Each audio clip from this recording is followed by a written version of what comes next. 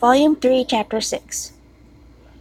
The whole party were in hopes of a letter from Mr. Bennet the next morning, but the post came in without bringing a single line from him. His family knew him to be, on all common occasions, a most negligent and dilatory correspondent, but at such a time they had hoped for exertion. They were forced to conclude that he had no pleasing intelligence to send, but even of that they would have been glad to be certain. Mr. Gardner had waited only for the letters before he set off. When he was gone, they were certain at least of receiving constant information about what was going on, and their uncle promised, at parting, to prevail on Mr. Bennet to return to Longbourn as soon as he could, to the great consolation of his sister, who considered it as the only security for her husband's not being killed in a duel. Mrs. Gardner and the children are to remain in Hertfordshire a few days longer, as the former thought her presence might be serviceable to her nieces.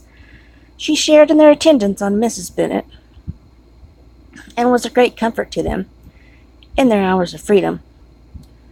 Their other aunt also visited them frequently, and always, as she said, with the design of cheering and heartening them up, though as she never came without reporting some fresh instance of Wickham's extravagance or irregularity, she seldom went away without leaving them more dispirited than she found them.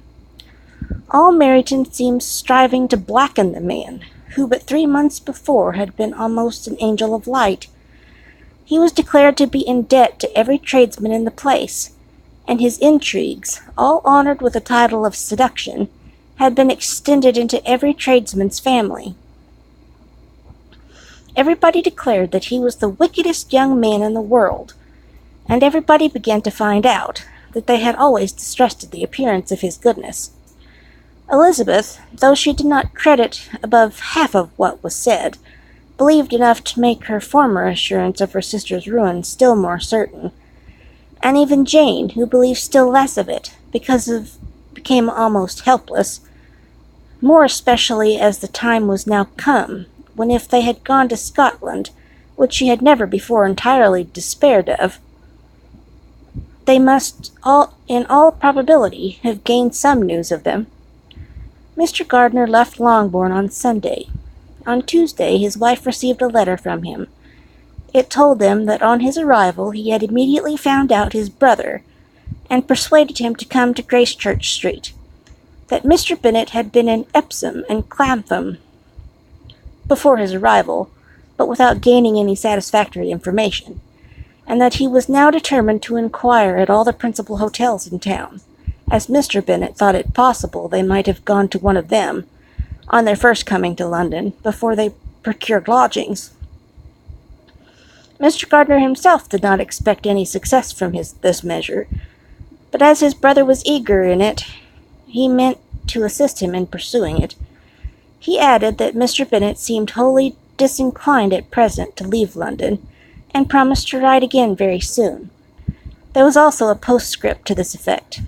I have written to Colonel Foster to desire him to find out, if possible, from some of the young man's intimates in the regiment, whether Wickham has any relations or connections, who would be likely to know in what part of the town he has now concealed himself. If there were anyone that one could apply to, with a probability of gaining such a clue as that, it might be of essential consequence. At present we have nothing to guide us.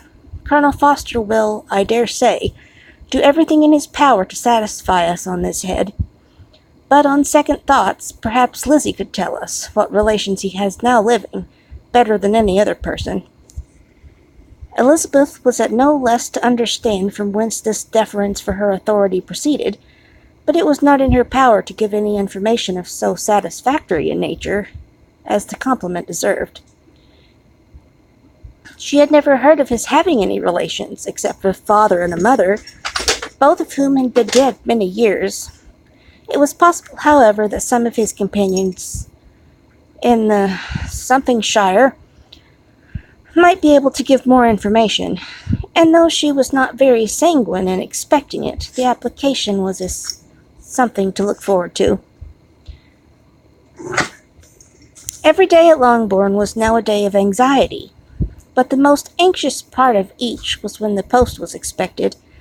The arrival of letters was the first grand object of every morning's impatience. Through letters, whatever of good or bad was to be told would be communicated, and every succeeding day was expected to bring some news of importance. But before they heard again from Mr. Gardner, a letter arrived for their father, from a different quarter, from Mr. Collins, which, as Jane had received directions to open all that came for him in his absence, she accordingly read, and Elizabeth, who knew what curiosities his letter always were, looked over her and read it likewise. It was as follows. My dear sir, I feel myself called upon by our relationship and my situation in life to condole with you on the grievous affliction you are now suffering under, of which we were yesterday informed by a letter from Hertfordshire. Be assured, my dear sir, that Mrs. Collins and myself sincerely sympathize with you, and all your respectable family in your present distress, which must be of the bitterest kind, because proceeding from a cause which no time can remove. No argument shall be wanting on my part that can alleviate so severe a misfortune, or that may comfort you under the circumstances that must be of all others most afflicting to a parent's mind. The death of your daughter would have been a blessing in comparison of this. And it is the more to be lamented, because there is a reason to suppose, as my dear Charlotte informs me, that this licentiousness of behavior in your daughter has proceeded from a faulty degree of indulgence, though at the same time, for the consolation of yourself and Mrs. Bennet, I am inclined to think that her own predisposition must be naturally bad, or she could not be guilty of such an enormity at so early an age. However that may be, guys, stop it. Where's I at?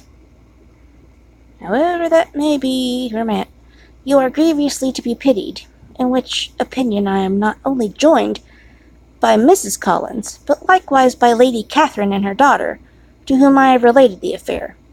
They agree with me in apprehending that this false step in one daughter will be injurious to the fortunes of all the others, for who, as Lady Catherine herself condescendingly says, will connect themselves with such a family, and this consideration leads me moreover to reflect with augmented satisfaction on a certain event of last November, for had it been otherwise, I must have been involved in all your sorrow and disgrace. Let me advise you then, my dear sir, to console yourself as much as possible, to throw off your unworthy child from your affection forever, and leave her to reap the fruits of her own heinous offense. I am, dear sir, N.C. Mr. Gardner did not write again, till he had received an answer from Colonel Foster, and then he had nothing of a pleasant nature to send. It was not known that Wickham had a single relation with whom he kept up any connection, and it was certain that he had no near one living. His former acquaintance had been numerous, but since he had been in the militia, it did not appear that he was on terms of particular friendship with any of them. There was no one, therefore, who could be pointed out as likely to give any news of him, and in the wretched state of his own finances there was a very powerful motive for secrecy, in addition to his fear of discovery by Lydia's relations, for it had just transpired that he had left gaming debts behind him, and to very considerable amount. Colonel Foster believed that more than £1,000 would be necessary to clear his expenses at Brighton. He owed a good deal in the town, but his debts of honor were still more formidable. Mr. Gardner did not attempt to conceal these particulars from the Longbourn family. Jane heard them with horror. "A gamester!" she cried. "This is wholly unexpected. I had not an idea of it." Mr. Gardner added in his letter that they might expect to see their father at home on the following day, which was Saturday.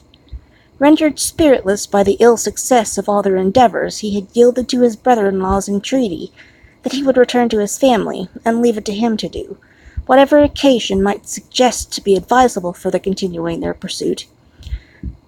When Mrs. Bennet was told of this, she did not express so much satisfaction as her children expected, considering what her anxiety for his life had been before.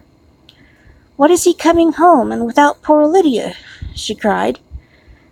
"Sure he will not leave Longbourn before he has found them. Who is to fight Wickham, and make him marry her if he comes away?" As Mrs. Gardiner began to wish to be at home, it was settled that she and her children should go to London, at the same time that Mr. Bennet came from it. The coach therefore took them the first stage of their journey, and brought its master back to Longbourn. Mrs. Gardiner went away in all the perplexity about Elizabeth and her Derbyshire friend that had attended her from that part of the world. His name had never been voluntarily mentioned before them by her niece, and the kind and half-expectation which Mrs. Gardiner had formed of their being followed by a letter from him had ended in nothing. Elizabeth had received none since her return that could come from Pemberley. The present unhappy state of the family rendered any other excuse for the lowness of her spirits unnecessary. Nothing, therefore, could be fairly conjectured from that. Though Elizabeth was by this time tolerably well acquainted with her own feelings, was perfectly aware that, had she known nothing of Darcy, she could have borne the dread of Lydia's infamy somewhat better. It would have spared her, she thought, one sleepless night out of 2. When Mr. Bennet arrived, he had all the appearance of his usual philosophic composure.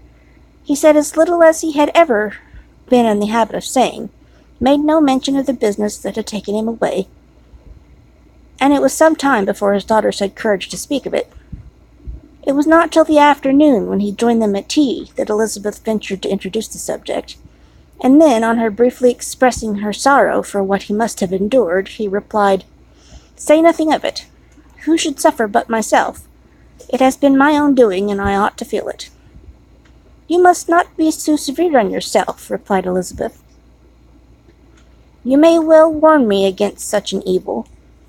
Human nature is so prone to fall into it. No, Lizzie, let me once in my life feel how much I have been to blame.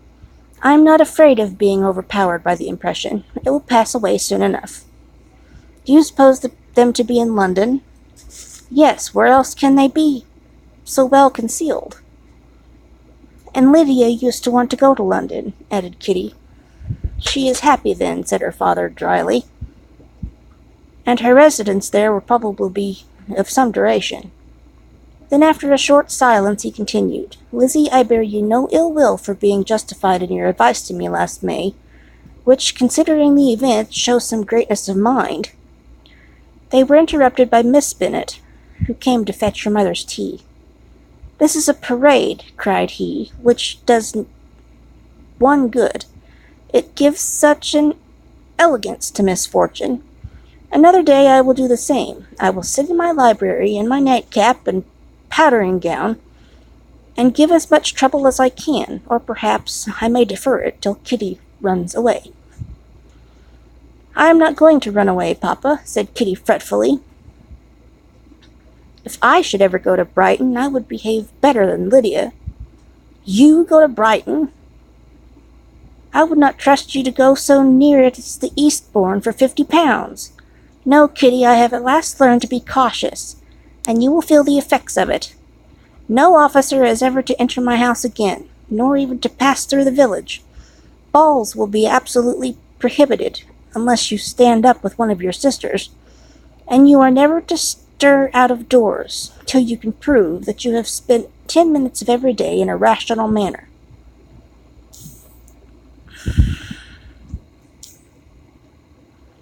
Kitty, who took all these threats in a serious light, began to cry. "Well, well," said he, "do not make yourself unhappy. You are a good girl for the next 10 years. If you are a good girl for the next 10 years, I will take you to a review at the end of them."